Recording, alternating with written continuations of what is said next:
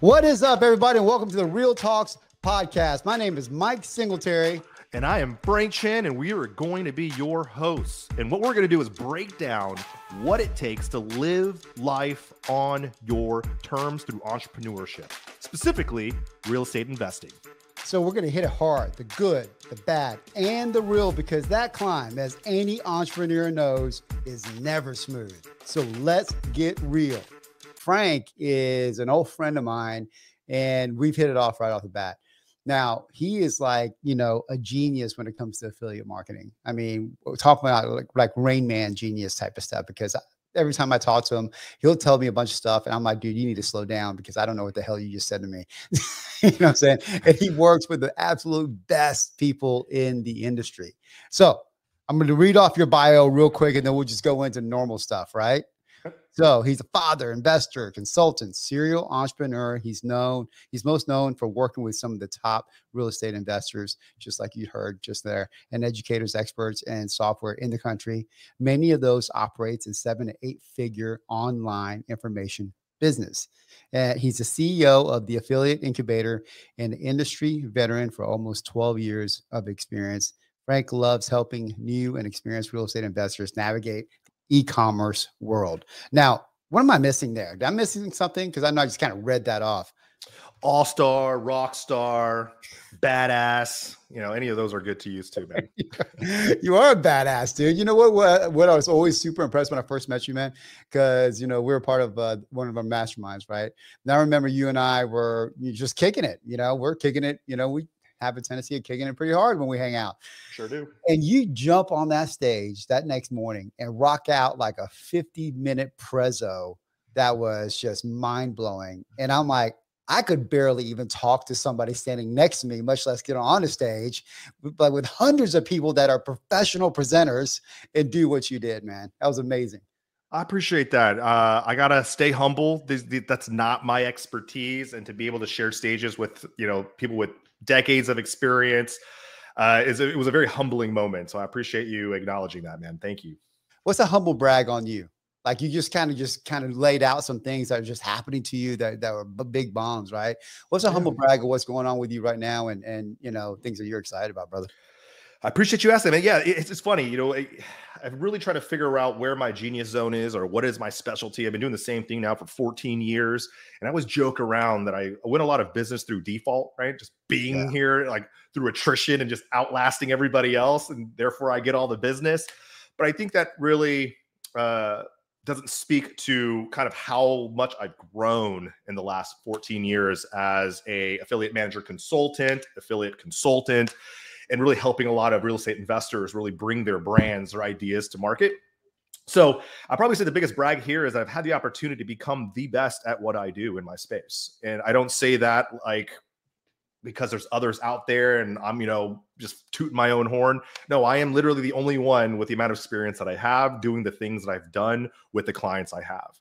There isn't a single person out there that I've met yet or I've talked to, and I talk to a lot of people that do what I do. So I've really been able to carve out my own opportunities. And again, feel incredibly grateful that, I fell into this years and years ago, had no idea what this is, to becoming one of the best at what I do. So that's amazing, dude. That's crazy. That's super fucking crazy, right? It's crazy. It's like, first of all, you're super well connected, right? You connected me with a bunch of people. I know you connect with a bunch of people. And I think that you kind of live in a similar philosophy that I have, like you give and things will come back to you. 100%. Right. Yep. Yeah. So when you did that, man, when you started building this, because affiliate marketing expert, right? Can you explain to people who don't really understand what that means? Yeah. I love that you asked that question. Yeah. So to kind of boil this down to kind of layman's terms, this isn't like Amazon FBA or, you signing up, I want to be an affiliate of Amazon. What I help people do, especially in the real estate space, is if you're an investor, an operator, you love the actual investing side of the business, and now you're thinking, man, I could teach people, I can make money online. I know there's people out there who care about what I have to do. I help people navigate that space to bring their ideas to market. Step one. Step two, I help connect more people to your ideas and your philosophy. So that's what I do in a nutshell. A lot of people come into this space thinking, like if I build it, they will come. If I know this strategy that no one else is doing, I'm going to stand out in front of everybody and I'm going to crush it. And what you quickly realize, the most humbling thing about this is there are 15 different ways to wholesale real estate. There are 30 different ways to creative finance. And I promise you're not the only one doing it. Yeah. And there's 5,000 different people trying to sell it. The same thing as their own idea. And I remember this concept of green eggs and ham, no matter how, the 100 different ways of you chopping it up, at the end of the day, it's still eggs and ham. Yeah. Right. So anytime I talk to someone on the phone, they're like, yeah, man. Like, you don't, hey, I got a cool idea. No one else is doing this. They tell me within the first few seconds, I'm like, no, there's like 3 other people doing this. Yeah, I just got off the phone one. Yeah. Hey, just so you know, cool idea, not the only one. Right. And you're still a ways away from making money with it. So like you said, we're coming to where I am at today. Like I think just being a just naturally curious person, which I don't think, I think more of us can do that, just seek to understand, seek to be more curious, just will naturally make you better at your job. Yeah. Yeah. So, I mean, how do you okay, so when you're talking to these people, so this is a really great segue into just because people that are out there right now, they're like, hey, listen, I'm crushing it. I could probably add a lot of value to other people. I might even start a course. Where the hell do I begin? All this other stuff. They go to a guy like you, right? But what do you see people make the biggest mistakes at the beginning? Awesome question, man. And I got this from my business coach the other day. I was going down the route of building a course because that's how you scale, right? You build one little thing, you build a Kajabi, Thinkific course or whatever, and then, spend money on ads and people buy it. I spend $1, make $10 and I'm rich now. If that was the case, then everybody who is a real estate investor would be rich from internet sales, which you guys obviously know if you're listening to this is not the case. So if you're the quickest path to money or the biggest mistake people make is thinking if I spend all of this time organizing my product and creating something just super awesome, I'm going to make all that money back and I'm going to sell off into the sunset. Spending all this money and time and failing to launch, right? A lot of us as business owners especially when we're venturing out into something new is I want to make it perfect before I launch it. Yeah. That's the biggest mistake you can make. Usually a lot of people who come across to me is like, hey, Frank, I have this really good idea. I'm in the process of building out this course. I don't have an email list. I don't really have a lot of connections to sell this to. So I'm like, how are you planning on selling this? Yeah. Oh, ads, what's your ads budget? Oh, $500 a month, $2,500 a month. It's like, that's nothing. You're not going to really do much with that, man. Yeah. But if you reach out to your immediate network, it's where people completely gloss over your Facebook communities, people who know that you're an investor. Dude, Mike here, always talking about Skip Force, laying it all out there for his people to know. And there are going to be people who don't care, and there are people who do care. Right. That's where you start. The people who do care, who know you're successful, who know you're doing deals, who knows that you're driving that nice car, you just bought a big house, they're quietly listening. Yeah. Build a product that serves them, prove that concept, turn that into a course. So use them as a case study, make the money, help them, turn them into a testimonial. And that's the base of you getting into the info business. Trust me, I've talked to so many people who have spent $10,000, $15,000, $20,000 only to scrap the entire idea and do something much like what I just shared a second ago. I mean, it's such a weird process because you're going from an operator to the info space, right? And I'm making this transition. I mean, for the last 2 or 3 years, right. I mean, I'm probably a good case study for you as far as a guy that just doesn't really get off the fence as far as that's concerned, right? But it's hard. It's unbelievable. But the more I hang out with guys like you and the more I read about it, the more obviously, acclimated I become, to that process. But to make that jump from an operator to a, educator in the info space, that is unbelievably difficult. Do you find that to be the case, or is it just a mindset trap? I think it's a mix of both. To address your first point, I think being an operator investor is a separate mindset. Yeah. But what you can bring over to the other side is systems and processes, right? You only have a certain amount of time every day. And if you're really a high performing, high output type of person in your real estate business, that means you're going to apply that to anything that you get yourself into. And there's only one you, right? An info business take off requires that same amount of attention, which is required to sacrifice some percentage of your investing business. And that's where the disconnect happens. Oh man, I'm making so much more money on the investing side while you're trying to figure this thing out over here that you quickly drop this and stick over here. That's not the reason. That's not the way to do it. Start small, prove the concept, build the systems and processes, build the team. I know plenty of people who are doing $1 million to $2 million with a team of 2 to 3 people. Yeah. One being a VA, one being like an admin, and one being an executive assistant. That's it. And you can run a $1 to $2 million info business, right? That's amazing. One guy that we know, he's in the land space, Joe McCall. He's able to do that, right? Yeah. Small team. So I would say in that case, it's not hard to get in if you approach it that way. But if you're just thinking, I'm going to hire the right people, I'm going to throw money at it, and I'm going to disconnect myself from the process, it's going to be one of the hardest. You're more than 50% of the time, you're going to fail doing that. Dude, maybe even 80% of the time, you're going to fail. All the time. I always fuck that up. You know what I mean? I always feel as if I could throw money at something. I don't mean to interrupt, but man, that is like a big, and I've learned it. I've learned it recently, truthfully, man, where I'm like, okay, don't do that again. You know what I mean? Because you got to get in the weeds, especially at the beginning. But with that being said, it's funny that you just said that, man, because I took a powerful thing away from that. And I just shared some, I don't know, motivation thing to my friends because we have this daily group text. Like winners win. Right? Like if you put a winner in any category, and if they don't know it, they will find a way to figure it out and be successful with it. Right? Do you find that to be the case? Absolutely. I think it was like the Tom Brady effect, right? Yeah. Winners are just winners. And it comes down to, it's not that, winners ultimately either work harder than you. They either dedicate more of their resources to their end goal, right? They invest in themselves. That's what winners do. Yeah. And I think it's just if you could just list out like what all the winners do versus the people who give up, I'm sure it's going to be very clear to you the difference. So to your point, I completely validate that.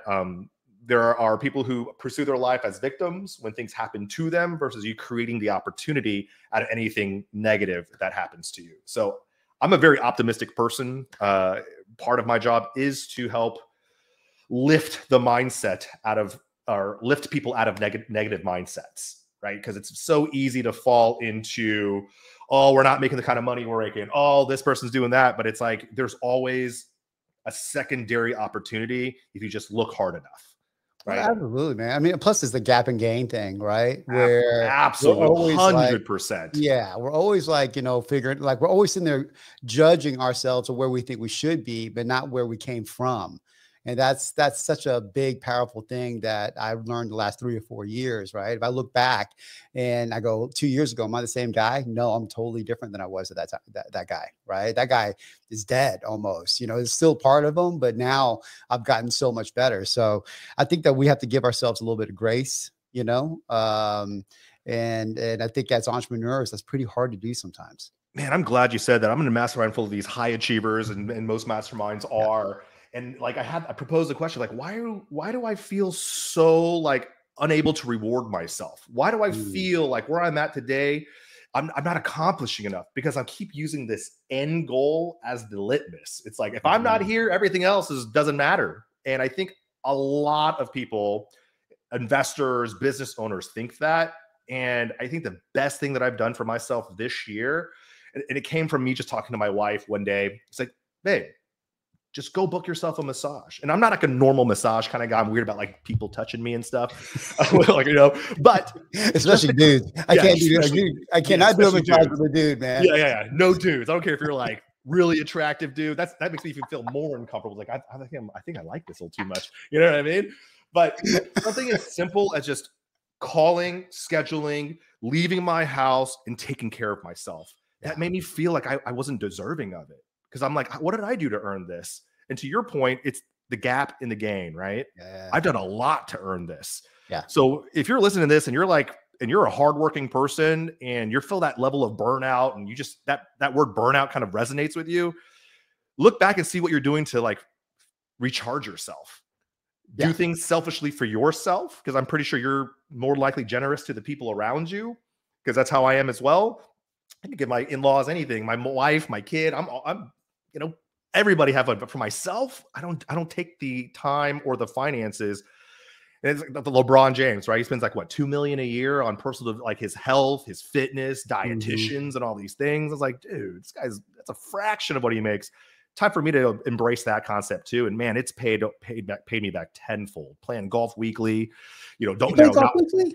Yeah, I play golf weekly. I go to the Awesome, range like bro. 2, 3 times a week. I don't. I work half days on Fridays. I don't pull up my phones on the weekends. I used to work Yeah. weekends, never now. Yeah. And I'm really. I at least plan a trip every quarter. So it's really about pouring back into my mental health this year after grinding for the last decade. And man, the only thing I regretted is didn't start that sooner. That's 100%. I mean, our good friend Tom Kroll, what was he saying? Like, oh my God, grinding is a season, right? I Grinding is a remember that. season. Yeah. And I thought that was pretty cool because, I mean, we all have to, I think there's a place to grind. There's no doubt about it. But I think you nailed it where, I mean, I'm the same way, man. I don't do anything on the weekends. I'm with my family. And ironically, at church this week, my pastor said something that was super, super powerful. So he showed this guy on a ladder and he's like, all of us that are climbing that success ladder, right? He's like, you climb the success ladder and you get to the top and you're not fulfilled and you think, why aren't you fulfilled? Well, have you ever thought that your ladder is against the wrong wall? And I was Mm, like, whoa, I never really thought of it that way. You know what I'm saying? It's like, well, what is it that you stand for? You know what I mean? What for me, what is my wall? My wall is my family. All the work and all that other stuff is there to support the family, right? And the wall can't be work. It has to be the family, and everything goes after that. So I try to mm. always work from obviously the end in mind, and it probably hurts me on the bottom line a little bit. I'm not gonna lie, and that is where you have that entrepreneurial like but what is important, right? What is important? So, and you have kids too, so Yeah, and it's cool that you brought that up. I think that's one of the core focus of Leadership Boardroom. The yeah, group that Sean McCloskey runs. Been a part of it for 4 years, and that's the core focus of that group is to establish where is your ladder laying against. right. Right? Is everything that you're doing prioritized based on what's important to you? Some people it is their business, and family could come secondary to them. Yeah. Like you, family comes first for me. And everything that I'm building now is to make sure that we ultimately, when that time comes and I can buy that dream home that I want for my family, that's what's on the top. Like if you have like a vision board, I'm not going to talk that bad on a vision board. I know there's a lot of power behind I that. have it. I have one. Yeah. I mean, Yeah. yeah, You would. it's on Pinterest, but it's not a real board. Yeah. There's a guy with there with like luscious hair. And it's like, that's not coming back, Mike. Not happening, man. um, but yeah, like knowing why you're working so hard. Before I was grinding, man. I had my best year during COVID. Believe it or not, I had my best year during COVID. I came Yeah. out of that outside of just having a lot more money in my bank. I still felt very unfulfilled. That was the year where I fired all my clients and I burned it all down and started over because that was Really? the most unhappy I was. And I knew, wow, I thought chasing the money goal was going to make me happy. But for sometimes every time I hit that number, I felt burnout. And I was like, I thought I was supposed to feel like I did it. Nope, the exact opposite. Mm. Again, it's because I was prioritizing the wrong things. Because it So didn't let's matter how much money I had. I wasn't spending it on the things that made me happy. I wasn't spending it on my, taking care of my family, I wasn't doing any of that because I didn't know what I wanted yet. got it. So that was my first vision quest, not like ayahuasca vision, but like my first business vision, life vision extraction that I did with like Leadership Boardroom. Was it because of Leadership Boardroom, or was it 100%. something in life that like facilitated it? You know what I mean? Like you were sitting there going, "This is not what I signed up for." You know what I mean? Or combination. I think it comes in a different form for everybody, right? Mine was I was grinding. I thought I had a business, but I had 6 jobs. I was an employee. That's how I was right. And when I came to that realization, like I need to change things. So that's when I let everybody go. It's like the only way I can migrate these people into my new process where I feel like this is my business is to start over. There's a lot of stresses with that, when you burn the bridges behind you. So not like all those risks were good, but I was like, there's no trying burn the boat, like burn the boats. Is that is Yeah, that the yeah, saying? yeah. I burned the boats so I can only like think about where I'm at and solve that problem. And that really was kind of the launching pad to being happier, Mm. right? I worked differently. I had different non-negotiables. I wasn't just grinding anymore because I had this big looming bill that I have to pay for because my expenses and all the things. Your nut is you're living paycheck to paycheck, right? Mm-hmm. What you quickly realize is the goals you set for yourself compared to what you really need to be happy from my opinion, or there's a disconnect there. And I think that disconnect is what creates stress. I agree. Right? Like I had this lofty goal, and then I went back and started looking at my goals, and I realized, man, it does not take me that much more to be happy. So I really scaled down my financial goals, and man, we're still doing great. Yeah. My stress is gone. That's the biggest thing. Right. Interesting. So the biggest facilitator for your stress was to eliminate that overhead that you're dealing with. Is that correct? I have low overhead already. All right. I don't have an office space. Everything is remote. All my employees are contractors in other states. That's awesome. And I think I did my P&Ls the other day. I think to run my business software wise, like $1,500. That's it. No way. $1,500. My large percent of my cost is running my employees and contractors. That's like $8,000 a month, right? Very lopsided. The software just to run is very low. So I have very low expenses in that sense. But the stress still comes from when you're, again, I want to do $1 million this year. You do 600,000. That's still really good on the average day. Yeah. But I couldn't be happy because I put that bigger number ahead of me. I get you, man. I want to do 500 real estate deals. You did 350. Yeah. Oh, it was a failure of a year. I'm like, are you kidding? What's wrong with us? There's a gap in the gain, guys. Gap in the gain. Don't forget it. 350 deals is no easy feat to accomplish. It's just, I know. I just had a goal of 500. It's like, yeah. I got you. It's part of, I mean, I like to call us strivers, right? It's part of our DNA. I mean, but I'm 53 now. I know it's hard. It's hard. Well I'm done, Asian. man. Asian, you're Asian. I'm Asian. Well, you're drinking from a different fountain of youth, bro. I'm Asian, no raisin, man. That's how it is. That's how you know that. I've never heard that before, but I'm stealing it. Oh my God, yes. Asian don't raisin, man. So my mom's this 5 foot tall Vietnamese lady, for you guys that don't know. So, and my dad was a redneck, so I always joke that I'm a yellow neck, right? But I don't know where the heck I'm going with this, truthfully. I've never heard of that one too. I'm taking these are all gold for me. I don't know where I'm going with this, except for that it's in our DNA, especially in Asian DNA, that we are like, I come from a long line of hard workers, you know what I mean? And I am a hard worker. Like anything I do, I'm going to put my all into it. I'm going to figure it out and stuff like that. But then you lose sight as you're going through that process on, like, you know, just like we were talking about, like, what is important. And now that my kids have gotten to the age of 11, 9, and 6, and especially my 6-year-old, because I see how quickly that time gap went from from 6 to 11. It just went to a blink of an eye. I'm like, man, I'm not going to miss this. Right. Yeah. So that's why I made the decision where I'm like, dude, I am going to be super focused on that at 3:30 or 4 o'clock when they get home. I work from home. My studio's at home, all this stuff. They go, I turn it off. I'm done. And, you know, I could work from the phone here or there, but that's a minimum. So, I think that you and I definitely share as far as that's concerned. Listen. Oh, so go ahead. No, you're good. To kind of piggyback on that is it's discipline, right? Discipline in work and discipline in your life. Being able to put your phone down and not check emails requires a separate level of discipline. Okay, not everybody was able to do that. And to your point, I love that I can cook my son breakfast every morning. I have a 2-year-old. Yeah. I cook him breakfast every morning. I spend time with him every night. And once he starts daycare, I'll be the one taking him to school every day. And that's one of my life vision is I want to be present in every important moment in his life because I have a job or a company that allows me to do. I built it this way. And that started 2 years ago. Yeah. Right. Before I was working weekends. Right. Yeah. Working Fridays. To your point, family first. What does that mean? I want to be a better husband. I want to be more present. I don't want to be distracted when my wife's there. I don't want to give her half of my attention. Like there's a lot of things there that business takes away. So I challenge you guys who are listening to this to really like look back and look, am I being the best father, husband? And if not, is my business taking away from that? And start creating more definitive lines to where this is separate from this. And you can do it. Trust me, you can do it. It's very, very possible. Dude, that's 100%. And let's talk to that guy. Cause I know there's a guy listening to us right now going, hey, listen, man, I got bills. I have a 9 to 5, right? Sure. Like, I don't have the luxury of working from home and all this other stuff that you guys are talking about, right? How do I get there? You know what I mean? How do I get from this to where you guys are talking about? What would you say to him?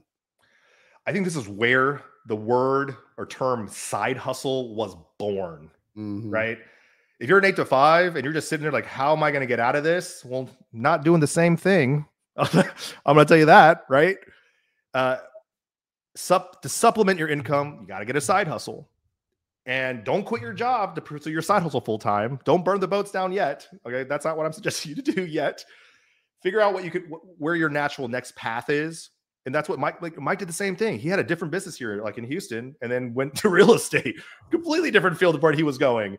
That applies to us as well. I think right now it's a lot of us it's like working out, right? I want to have six-pack abs. I want to have pecs. I want to have biceps. I'm thinking about the end goal, and what's preventing me from getting there is all the things I have to do to get there. And that's the exact same mindset when it comes to you working on an 8 to 5, trying to get out of that and creating your own financial freedom, right? You know this, all this work here, and all you want is just, I want to be able to control my own time. I want to do these things. You got to put in the work. That's the only answer to this. Only unless you win the lottery, then my name is Frank. I'll give you my Cash App. You can send me some money. But outside of that, I'm sorry, there is not a shortcut here. There isn't. And you're absolutely right. It's like, if you want to control your time, then really control your time, right? Like, because people don't realize how much spare time we actually have, and I think, you nailed it, man. You got to create that side hustle. And a lot of times that side hustle becomes your main hustle, but you got to figure out, even if you have kids, hey, I got to go home. I got kids. You put your kids home in bed at 9 o'clock, right? What are you doing between 9 and 12, right? You're watching TV, you're whatever, or you're spending the weekend, unwinding, or spending the weekends, drinking with your boys and complaining about why things aren't different. So ultimately there has to be some ownership, because you and I and everybody that I know has been there at that spot, and we worked ourselves out of it. There was no magic pill. You know what I'm saying? You got to say it. We were all there and we worked ourselves out of that. Exactly. Man. Most people you guys know who are successful were in the shit. They were in the shit. That's what taught them how to get out of it. Yes. You don't know how to get out of things if you've never been there, period. Okay. And if you're avoiding it, then you don't get the reward. You don't. And here's another key. The shit never really stops. Okay.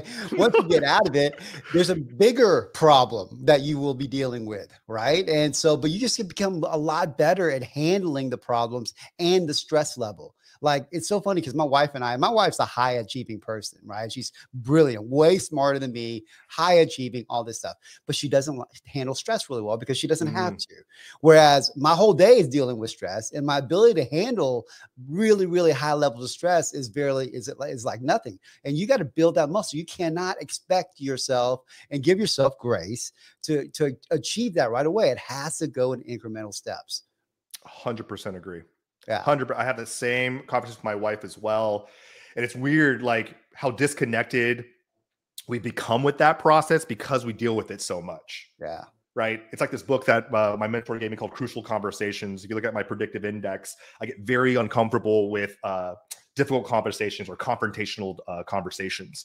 So he's like, read this book, and in order to get more of what you want, you got to do this. It's like, well, is there any other way for me to do this without having to do that? And the answer to me is, well, yeah, if you want to continue to be unhappy, then just don't do this. I was like, oh, okay. So I'm going to go read the book. Let me read it. Yeah, the whole concept of it is the more and more you have these conversations, the easier. And trust me, it worked. Yeah. Just like how we handle stress, how we handle certain issues. And I guess we get that luxury, and that's a silver lining of being a business owner, is it really hardens us. Yeah. And that's why when we hang out with our peers, our immediate social circles, and we hear about their problems and the things they talk about, I always tell my wife, babe, I have such a hard time connecting with certain friends that we have, because the problems they talk about are in my opinion, are the stupidest things. This has zero impact on your future, your family. You're just sitting here complaining. Well, not even that. It's an easy problem to fix. Just do this. It's done. Right. Yeah. And for the men on the call, we're historically known to be problem fixers when we really should just be listeners, right? Right. I have a hard time. We hear the problem from our wife, no, let me fix it. Don't be a fixer, be a listener. But I got you, man. Can you do that? How do you do? How well are you at that? Because I'm horrible at listening. Yes. I mean, when I was dating, man, being a real listener without interjecting, hey, baby, you should probably, have you thought about doing this? I'm kind of bad at it. I'm not gonna lie.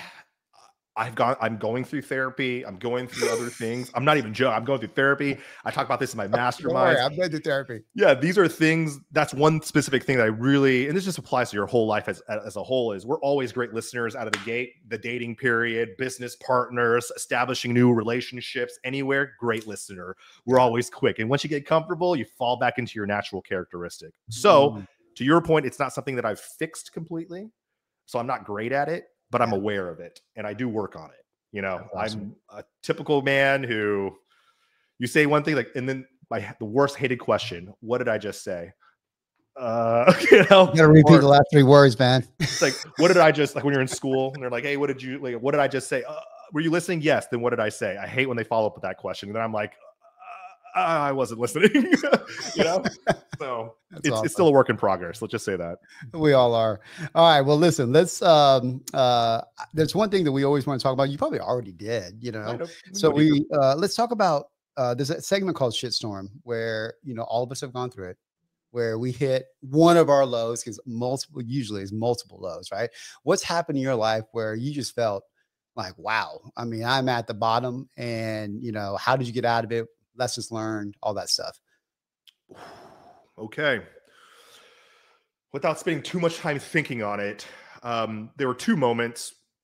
The second one, maybe not as bad. The first moment was I first got this job.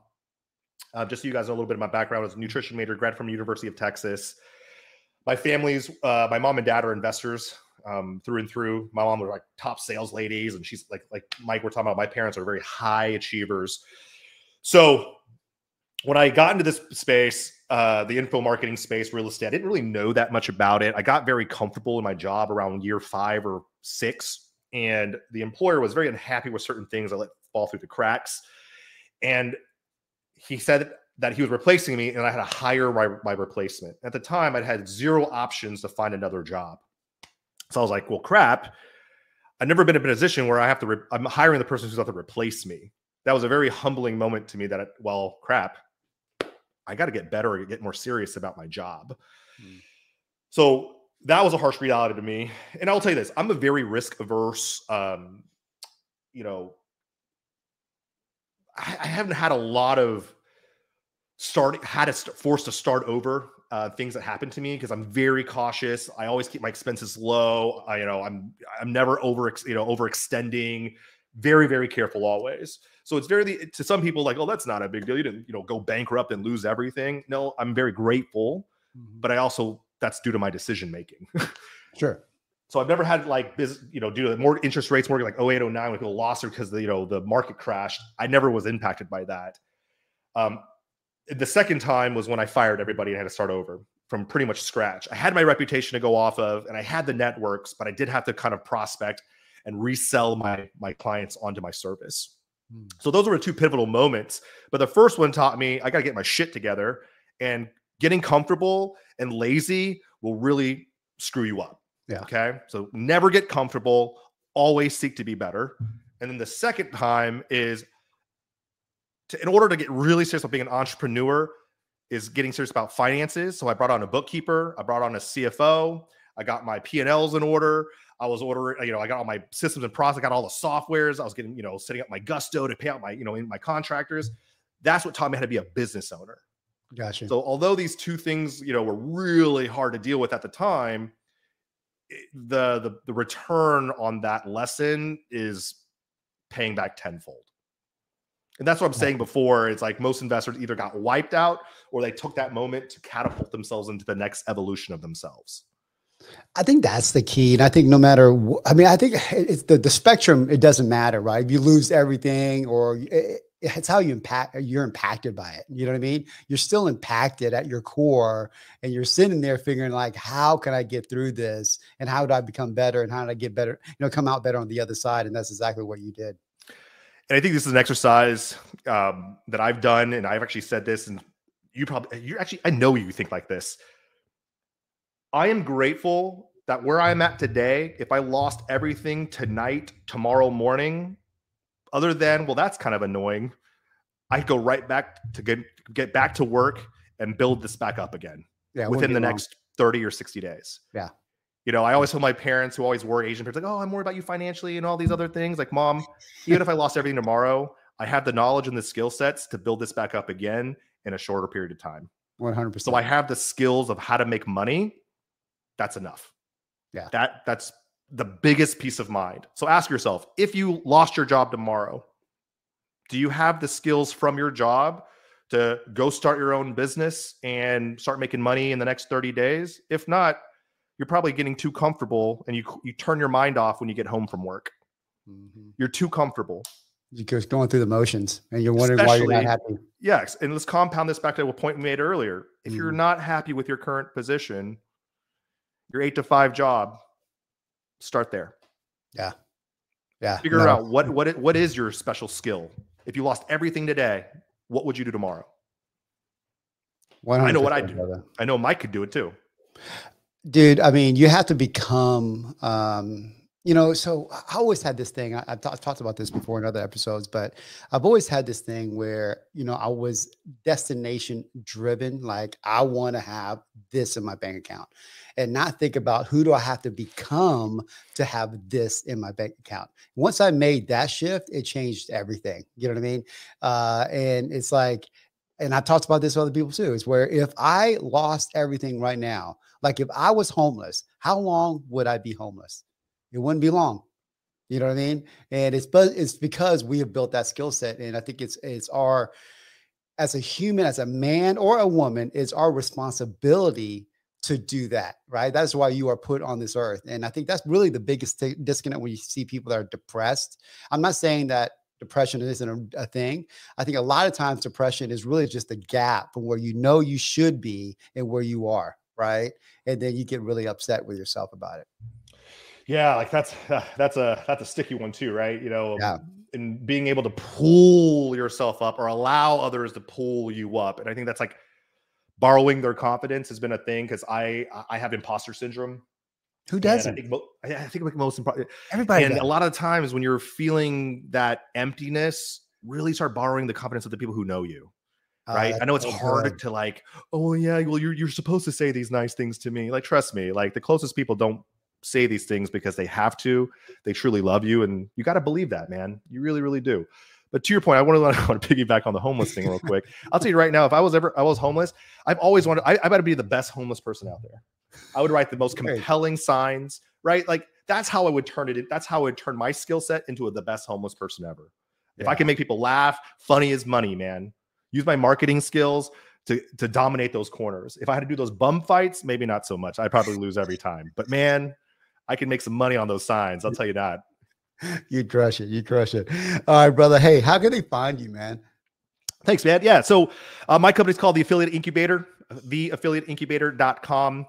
You can find tons of resources there. You can actually reach out to me. I love learning about new businesses. If you're interested in trying to get into the info space, or you're kind of dabbled in it already and you're not really sure if you're going down the right direction, or maybe you tried and you failed, I promise you're only a few pivots away from being successful. And my success is very easy to accomplish because we lay that out for you. But that's my brand, is I help real estate investors, even agents, anything in the real estate space, connect you with either new customers or new partnerships. And that's one thing I also want to share with you guys as well, is if you are a great investor and you do have community, start thinking about like strategic partnerships on the investing side, right? Data, skip tracing, like Skip Force. If people need help setting up their entities, VA services, right? Which Mike has as well. Start establishing these relationships, getting your affiliate cut, and then providing this resource to your community, because they're always going to ask you, hey, who are the best this, because you're doing it. So if you don't have these connection points yet, or you've already started referring and not making any money, there's a lot of money you're leaving on the table. Okay. So listen carefully. You can start making money now with affiliates by partnering with people like that. Okay. And purely servicing your community, your family, your friends, anybody who's getting into investing, provide that resource. And that's an extra revenue stream for you. Awesome. Do you have an IG or anything you want to push them to, or The Affiliate Incubator? Everything is that. All the socials are The Affiliate Incubator. Check us out. We push pause on content for now because I'm doing a lot of onboarding, but we're about to re-put that stuff out there probably in the next month or so and get back on that content train, man. It's it's a hard one. It's really hard. It's really hard. But I 100% vouch for Frank, and so does a lot of other people that are doing great things. There's a reason why he works with the best of the best in our industry. So if you want to get to that level, Frank's a guy to talk to. All right, this is a wrap, guys. Until next time, peace out. So that's a wrap. Thank you, everybody, for tuning in. I hope you received value from this episode. If so, please share this podcast with your friends so we can help more people just like you. Also, hook up with us on Facebook, IG, and YouTube at Real Talks. That's REIL Talks. So until next time, keep it cool and keep it real.